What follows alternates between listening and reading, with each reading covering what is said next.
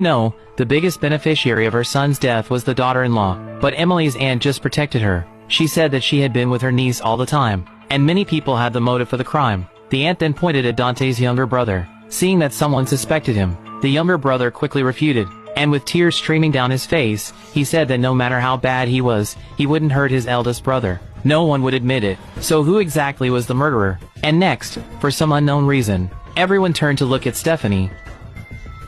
Just like that, she became a suspect and was placed under house arrest. And just when she was in a state of confusion, Emily walked in wearing a black dress. Stephanie questioned her best friend why she had been placed under house arrest. She clearly knew that she wasn't the murderer, but Emily looked very strange. She advised Stephanie to confess as soon as possible. Then she pulled down her veil and kissed Stephanie. Sensing something was wrong, Stephanie quickly pulled up Emily's sleeve. Upon seeing the mark on the arm, she immediately realized that this woman wasn't her best friend, Emily.